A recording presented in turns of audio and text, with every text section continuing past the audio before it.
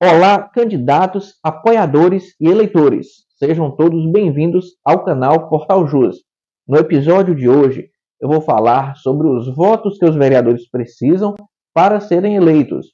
Vou mostrar na prática como é feita essa conta. Eu sou Olavo Ferreira, sócio do escritório Ferreira e Vereal Advogados, com sede em Salvador, na Bahia, e já peço que se inscrevam no canal e dê like aí pra gente.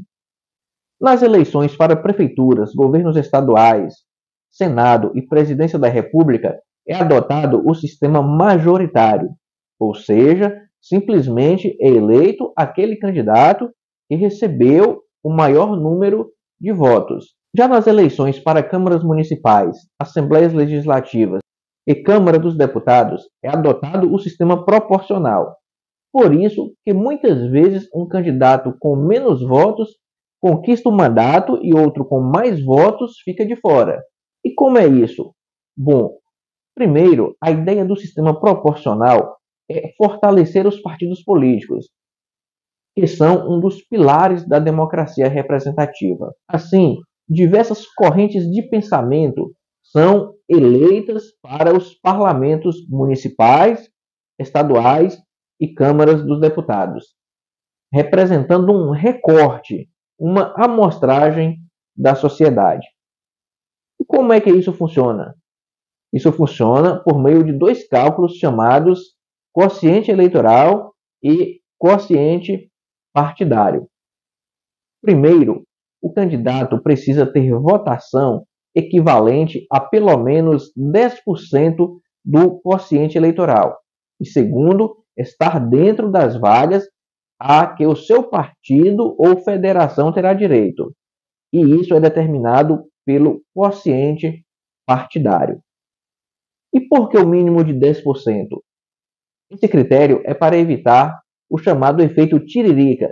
Quem lembra em 2010 que com a sua votação expressiva saiu arrastando quem teve pouquíssimos votos? Assim, na reforma eleitoral de 2015, se instituiu essa cláusula de barreira. Então, vamos para a prática? O quociente eleitoral é calculado dividindo-se a quantidade de votos válidos para determinado cargo pelo número de vagas para aquele cargo. Então, eu vou utilizar como exemplo minha cidadezinha, Santa Maria do Salto, lá no interior de Minas Gerais. Em 2020, foram 3.480 votos válidos para vereador. A Câmara Municipal tem 9 vagas. Para calcular o quociente eleitoral naquele ano, dividiu-se 3.480 votos por 9 cadeiras. O resultado foi 386,66. Então, esse é o quociente eleitoral.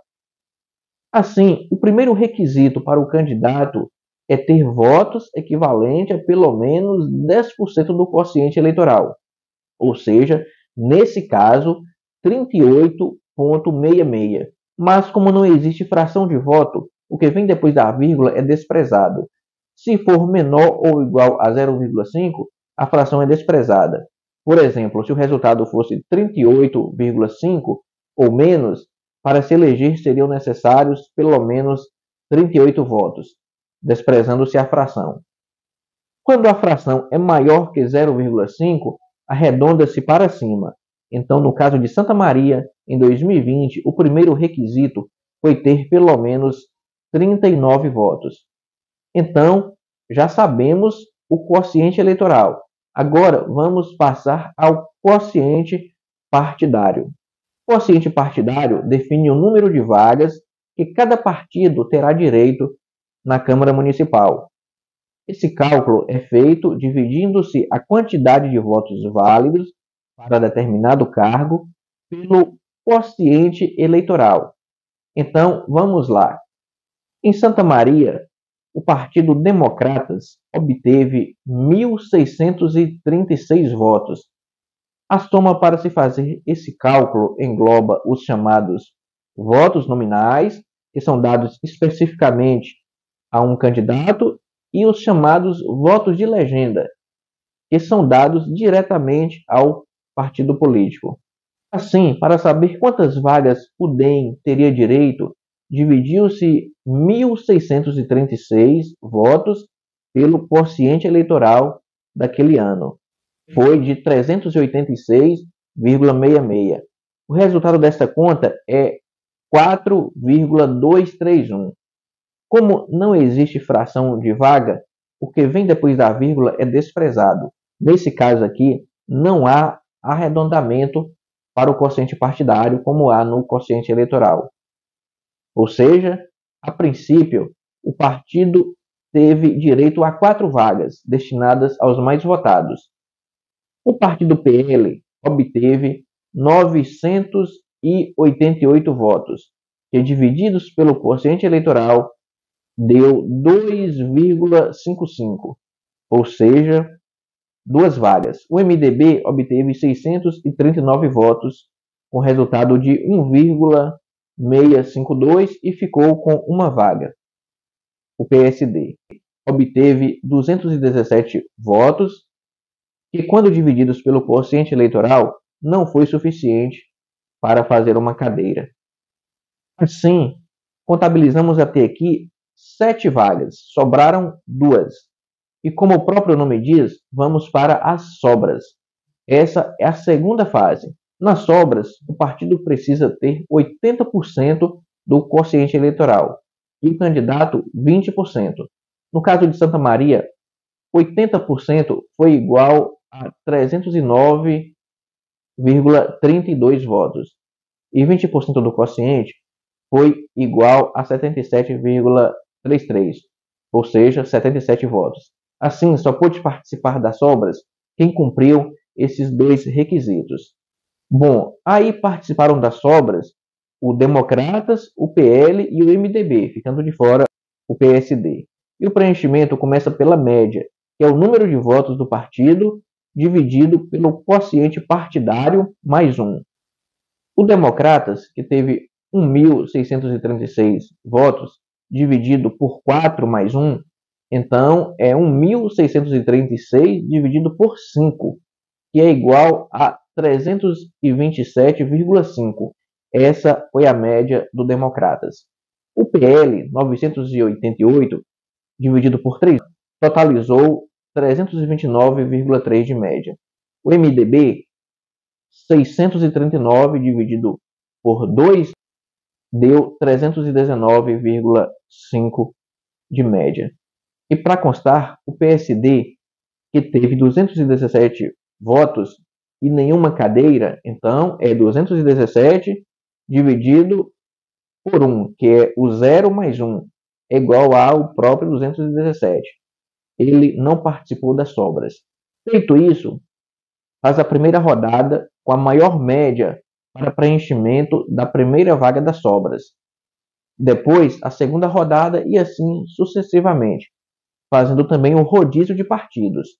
Nesse caso, se um partido já obteve uma vaga pelo cálculo da média, para disputar as próximas sobras, na hora da divisão, o número de vagas obtidas por média por esse partido deve ser somado ao número de vagas que ele obteve originalmente, acrescido de 1, que é 1 mais 1. Assim, as 2 vagas foram preenchidas pelo PL e pelo Democratas, que tiveram as maiores médias, respectivamente, pelos candidatos mais votados. Aí vamos supor que essa cidade tivesse 11 vagas. Então, a próxima seria preenchida com o candidato mais votado do MDB, que ficou com a terceira maior média. E se assim restassem vagas? Bom, aí a gente passaria para a sobra das sobras. Mesmo assim, ainda sobrarem vagas, as cadeiras serão distribuídas aos partidos que apresentarem as maiores médias, independentemente de terem atingido a cláusula de desempenho. Se houver empate na média, fica com a vaga o partido ou federação com a maior votação. Se houver empate na média e no número de votos dados aos partidos ou federações, fica com a vaga o candidato ou candidata que tiver a maior votação nominal. Até as eleições de 2022, para ter direito a uma vaga pelo cálculo da média, também era preciso cumprir 2 requisitos.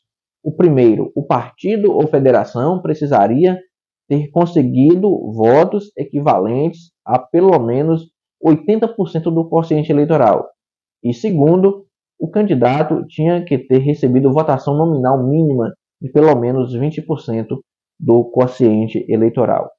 Depois disso, ainda havendo vagas residuais, as cadeiras eram distribuídas aos partidos que apresentassem as maiores médias, desde que tivessem cumpridos os dois requisitos anteriores. Mas o Supremo Tribunal Federal invalidou essa regra da última etapa da distribuição das sobras. Agora, todas as legendas podem participar da última etapa, que são as sobras das sobras, independentemente de terem alcançado a cláusula de desempenho. Por fim, existem os suplentes. Essa é a última chance que um candidato tem de assumir o mandato, caso ocorra a vacância, ou seja, aconteça algo e o mandato de vereador fique vago, o primeiro suplente do partido ou federação do vereador eleito e empossado assumirá o mandato e tomará posse em seu lugar.